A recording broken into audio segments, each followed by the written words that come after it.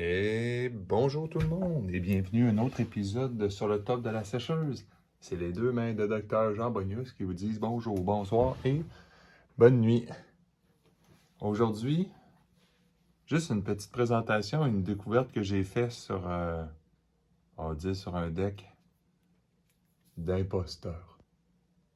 Si vous êtes encore intéressés, restez en ligne.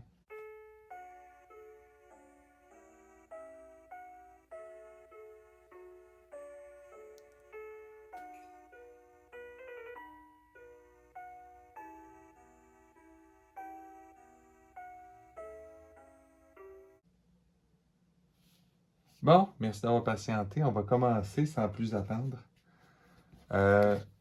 J'ai fait comme presque par accident une découverte. Un très bon joueur de Sorcery m'a montré que c'était, dans sa tête, que c'était le meilleur avatar, c'était imposteur. Bon, j'ai joué une couple de games avec lui, puis j'étais d'accord sur certains points, mais sur beaucoup de points, on va dire, j'avais mes réserves. Mais j'avais vu le potentiel de ce magnifique avatar. Puis, en construisant mon nouveau deck, j'ai comme eu une idée soudainement d'aller chercher. Parce que moi, dans ma tête, il manque une ou deux expansions pour que cet avatar soit probablement dans ma phrase clé. Là, à la fin, dans Sorcery, on va tout finir par jouer Elementalist. Mais là, j'ai rajouté on va tout finir par jouer Elementalist ou Imposteur.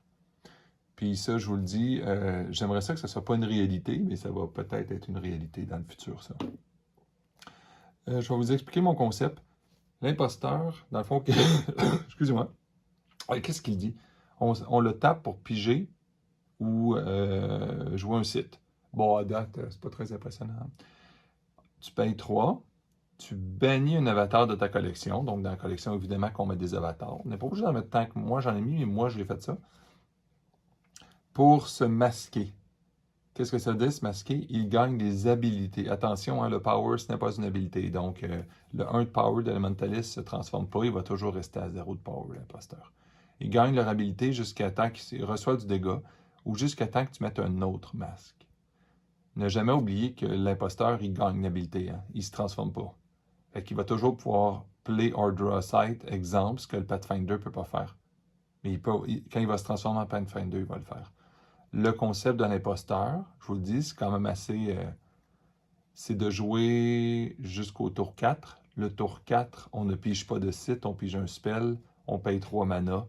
Avec le 3 mana, on le transforme en Pathfinder.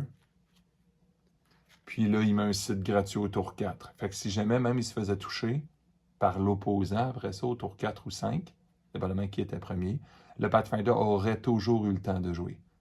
Si on le transforme au tour 3, on prend une chance. C'est un risque que le Pathfinder, tu sais, quelqu'un qui n'aurait pas de monstre dans sa main, à 3, prendrait le risque que le Pathfinder mange un dégât puis il n'aurait pas servi. Ceci étant dit, peu importe comment on pense au risque ou au pas de risque, on a toujours la même chose avec un imposteur, c'est qu'on va perdre le tour 3 ou 4 parce qu'il faut le transformer, là. Ce qui est très souvent contre des decks rapides, exemple des decks de Charge, des decks de Sorcerer, des decks de Pathfinder. Ce qui est très souvent une extrêmement mauvaise idée de perdre ces tours-là. Puis quand je dis perdre, on ne le perd pas vraiment. Mais transformer lui, ça coûte de quoi? Ça donne une conséquence. J'ai médité un peu là-dessus. Puis, on va dire, ma méditation a porté fruit. Je me suis dit, si on pouvait ralentir la game assez, comme un deck de contrôle, mais pas au point d'être ennuyeux puis de ne pas être capable de gagner contre des decks de contrôle. Si on pouvait avoir un deck relativement agressif pour occuper l'opposant tout en contrôlant le match, mais en plus que notre contrôle nous servirait à nos créatures, pour survivre jusqu'au tour 4, 5, 6, on va dire 7, 8, on va dire là. Parce que l'imposteur, quand il se transforme en Pathfinder, je vous le dis, là, si jamais il fait 3 tours de Pathfinder, c'est la fin du monde. Parce qu'il va se ramasser au tour 6 avec automatiquement 6 sites. comme un Pathfinder aurait fait, sauf que l'imposteur a choisi une bien meilleure setup de site que le Pathfinder. C'est fort probablement même qu'on sera à 7 sites si l'opposant se met, parce que le site numéro 3 peut être mis en T. Site de départ, est-ce qu'on le voit à la caméra? Oui, site de départ, ici. Puis le troisième site qu'on a dans la main, on le mettrait ici. Puis le Pathfinder, parce qu'il est encore ici, pourrait faire le tour ici. Donc, normalement, même si quelqu'un nous laisse tranquille, on peut avoir littéralement 7 sites au tour 7 sans avoir jamais pigé un seul site. Vous comprenez que la carte d'advantage dans ce temps-là n'a pas d'allure. Puis qu'à partir de ce moment-là, le Pathfinder, dépendamment du match, comment il se déroule, va pouvoir se transformer, si on veut abuser, soit en Sorcerer, pour rendu au tour 5 ou 6, rendu là, on ne fait plus l'habilité du Pathfinder, on se retransforme en Sorcerer, puis on se met à piger des quantités démesurées de cartes. Si on voit que l'opposant est beaucoup trop agressif, on peut lui mettre les breaks avec un Ironclad. Archimago pour recycler nos spells. Au tour 7, ben écoute, on finit le match comme ça. La Witch, il nous manque un petit 2 de dégâts quelque part. L'interrogateur, si on est pour frapper l'opposant ennemi, tant qu'à ça, on va se transformer en interrogateur. Nos deux amis qui font des floudes, vous allez comprendre pourquoi. C'est pas si important que ça qu'on tape le monde avec le Wave Shaper. Puis un animiste, parce que j'ai beaucoup de spells quand même dans ce deck-là, pour transformer mes spells en monstres. Bon, c'est bien. Puis ça, si on est très, très, très mal pris pour les très chaudes. Bon, tout ça, ça a l'air beau, là, mais comment on fait pour se rendre au tour 5? Parce que l'idée, là, c'est ça. C'est d'avoir transformé notre imposteur en Pathfinder au tour 4. Au tour 5, si c'est pas fait de faire un éclair, ben il continue de mettre des sites.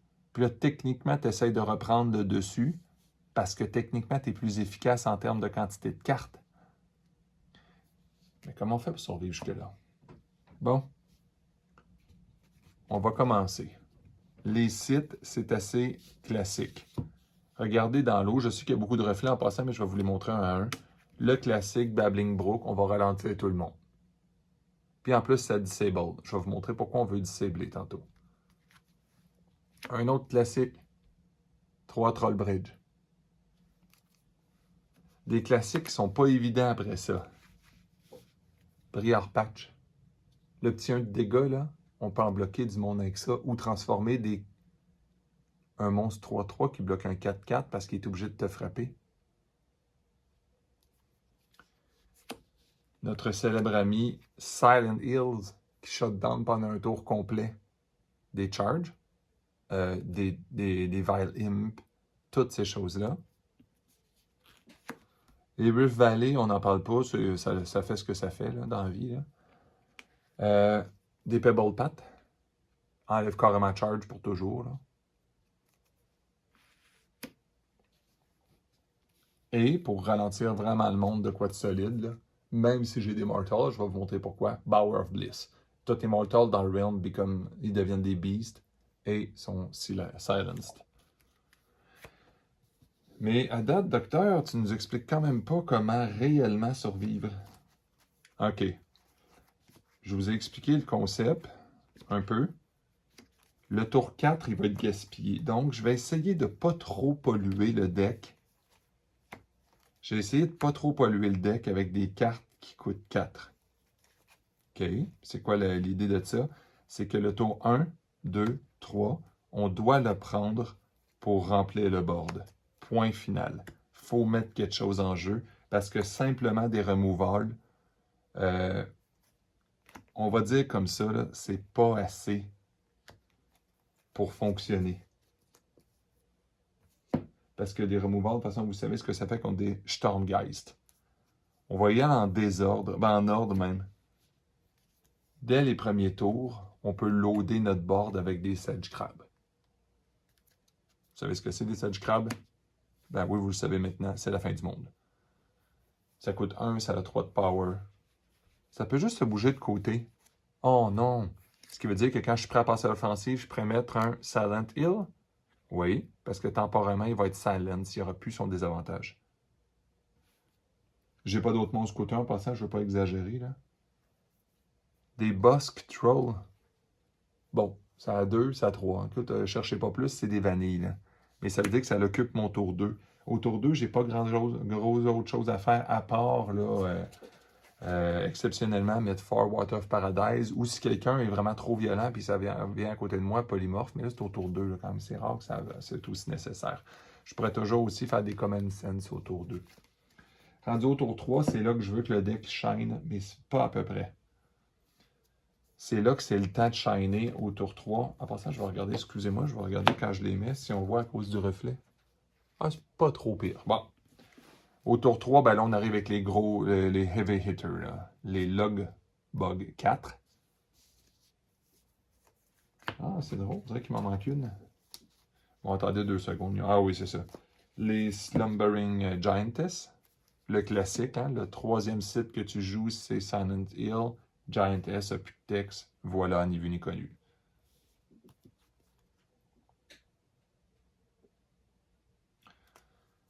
Automne Unicorne aussi. 3, 4. Encore moins restrictif que le chat, mais moins agressif aussi. Thing in the Ice coûte 3, a 6 de power. Oui, il va être disciplé pendant 3 tours. Mais si je peux le silencer, on comprend? Ensuite, les bonhommes qui ont avantage à être silence, on oublie le tour 3. Le tour 3 est terminé, vous avez réussi à jouer un petit monstre. Félicitations. Le tour 4 maintenant. Oui, on s'est transformé, ça je comprends. Mais ça se peut-tu qu'à un moment donné, on ne se transformerait pas dû à des urgences, quoi que ce soit? Oui, absolument. Dalcéan Phalanx. Coûte 4, ça a 5 de power. Peut juste bouger par en avant. Pirate Ship. Waterbond. Je vous épargne les autres affaires. J'ai pas fait exprès pour mettre tant de 4 que ça dans le deck. Parce que le tour 4 est très critique. Je veux garder les 4 mana. Donc, je veux pas le loader. L'idée aussi de Bower of Bliss, c'est 2 mortals. Hein. Leur désavantage s'en va immédiatement avec Bower of Bliss tout en nuisant violemment à l'opposant. Avec quoi c'est escorté, ça? En voulant survivre après ça, comment qu'on finit le match avec les monstres, dans le fond? Là? Ben, c'est le Lord of Greed pour voler les artefacts de l'autre. Ou s'il a osé mettre une Ring of Morrigan dans le vide. Les Lord of Lies, évidemment, pour faire du dégât de façon gênante. Pour les monstres, on va dire ça va faire. Je vais vous montrer des petits monstres de support que j'ai pas montrés. Guide Sirène pour aucune raison. Ça, fouillez-moi pourquoi j'ai mis ça. La raison, c'est que j'avais besoin d'un dernier monstre qui coûte 3, puis qui a 3, puis qui s'il se ramasse silencé, c'est pas important. Puis c'est pas un mortal, surtout, j'avais besoin. Là. Sister of Silence, qui est... mais j'en ai pas mis 2, ça. Toutes les autres minions perdent des non-basic abilities. Encore une fois, pour nuire à l'opposant, pour ralentir l'opposant, puis enlever mes défauts. La célèbre Sister Stephania qui fait la même chose, mais de façon encore plus violente, parce qu'elle a 2 de power et elle a ward. Puis 2 Arjaro Exorcist, c'est une légère contradiction au deck. C'est un Mortal qui pourrait perdre son texte avec le Bower of Bliss, qui n'aurait pas le texte non plus de Sister Stephania ou Sister of Silence. Je comprends. Par contre, dans un monde où les gens te jouent un Jihad autour d'eux, que le monde aussi a des Stormgeist, c'est 100% obligatoire. Il n'y a pas de question là-dessus. Là. Il faut avoir une façon de détruire un Crusade, Jihad, Stormgeist autour 2 ou autour 3. Sinon, compter sur les spells avec ces monstres-là, ben, c'est vraiment terrible. Là. Rendu là, je vous dirais, là, les spells là, sont tellement pas importants. Vous pourriez quasiment mettre n'importe quoi. Je vais quand même vous montrer ce que je mets par principe, mais tu sais, ça c'est là que ça devient avec la saveur des gens. Vous mettez bien ce que vous voulez. Je vais vous montrer ce qui est obligatoire, mais tout le reste, là, tu sais, l'histoire de si vous n'avez pas d'Atlantic and Fate, c'est pas grave. Là. Ceux qui, à mon avis, sont obligatoires pour réveiller la Giantress, parce que si j'ai manqué ma shot sur le Silence, ça prend des Ice Shards puis des Ice Lance. Les lances, ça passe à travers le monde. Je préfère du dégât sur les monstres ennemis, mais me faire un dégât sur ma Giantess. Les Ice Shards aussi, je pourrais lui faire un petit peu de dégâts pour la réveiller. Sans la tuer, évidemment. Vous vous souviendrez, celles et ceux qui ne savent pas, La Giantress, c'est gigantesque, là. C'est 3 de cost avec 5 de power. Mais son Genesis, c'est elle tombe Disablet. Jusqu'à temps que quelqu'un y fasse mal. L'idée, c'est d'y mettre Silence pour qu'elle n'ait pas ce texte-là. Mais si on n'est pas capable, qu'est-ce qu'on fait? On y fait un petit peu de dégâts avec une lance ou quelque chose de même. 2 Silence. Vous pouvez même pas imaginer comment cette carte-là prend de la puissance, on va dire en années, là, depuis les expansions. Il y a tellement de monstres horribles à gérer dans ce jeu-là. Ça prend quelque chose comme ça pour contrebalancer la violence extrême de certains monstres. Ça enlève, tu sais, Silence, ça paraît pas, hein? Ça enlève les wards, ça enlève les stealth. Les Genesis qui donnent Disable, en tout cas, là, ça les enlève.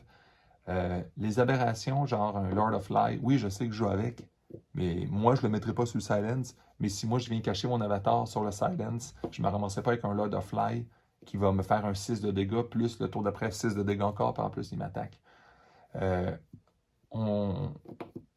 C'est sûr qu'on perd notre tour 3 en mettant Silence, mais c'est difficile d'expliquer à quel point c'est pratique. C'est juste dommage, c'est élite. Hein? Le reste, bah, c'est des classiques. Drown, Bury, en quantité de 1 chacun seulement. Beaucoup de gens vont vous dire que c'est contradictoire jouer Earth et Water parce que c'est difficile. À un moment donné, tu pognes un Bury, mais il aurait fallu que tu pognes un Drown. Mais l'idée, c'est de ne pas en mettre beaucoup et d'avoir des common sense pour aller chercher le bon moment. Puis si tu n'as pas le bon, ben écoute, c'est la vie. Hein? L'idée de l'imposteur, c'est que rendu au tour 4, 5, 6, il va avoir un card advantage d'à peu près plus 3, contrairement à genre un elementaliste. Terminer la game avec des cratérises, ça se fait assez bien, je vous dis avec ça. Bon, ça c'est ma saveur à moi, là. T'as-tu mis un combo synergie, 13 trésors britanniques puis Kitara mécanisme? Ça, j'aime toujours ça. La lance du destin aussi. Le Lord of Greed, il l'aime, celui-là. Il y a quelqu'un qui la lance, il la ramasse tout de suite. Cratérize, évidemment. Tabula rasa. Tu peux nuire aux minions ennemis s'ils sont complètement exagérés. Sinon, tu silences tes propres monstres pour peu qu'il y ait de désavantages. Puis inquiète-toi pas que ton opposant n'aura pas tendance à ramasser un tabula rasa. Atlantean Fate, mais comme je dis, ça c'est optionnel. Earthquake, ça j'aime beaucoup pour promener les sites. Un Omphalos que j'ai jamais pigé en 10 matchs depuis que je teste ce deck-là. Far Water of Paradise pour essayer de battre quelqu'un qui serait trop agressif, puis par chance, tu as ça dans les mains, puis tu sors de quoi de vite, là. Stormy Seas, 2 polymorphes, Common Sense, et ma découverte, qui malheureusement ne vient pas de moi, mais qui vient de notre joueur Boa, que vous allez pouvoir trouver d'ailleurs sur peut-être en lien là, sur cette vidéo-là à son deck. Ben, le Gift of the Wolf, c'est... J'avais mis des Invigorate qui donnent 3 points de vie et 3 de power, mais le fait de perdre la carte, ça faisait mal un peu.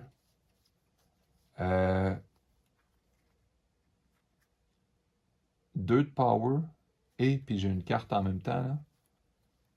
Ben, ça fait que tu la retrouves. Ça fait que ton 2 de power va peut-être te sauver un combat, parce que ce qui arrive avec les autres cartes qui donnent un boost, bon, ok, bravo, je t'ai donné un du power, tu as gagné les combats. Mais dans le meilleur des cas, tu as perdu une carte, puis l'autre aussi.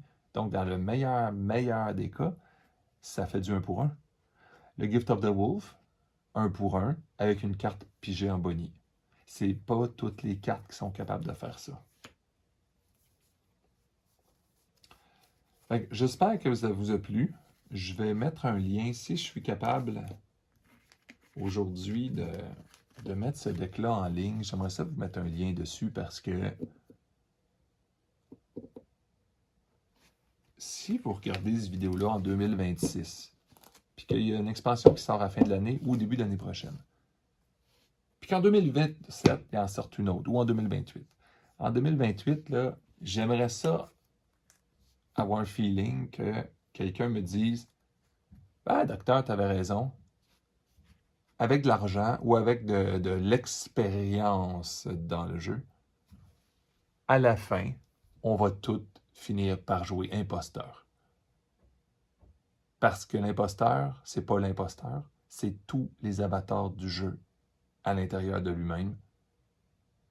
Puis oui, on pourrait l'appeler l'avatar qui perd son tour 3 ou 4. C'est comme ça qu'on pourrait l'appeler. Survie jusque-là, puis après ça, t'es le maître du monde.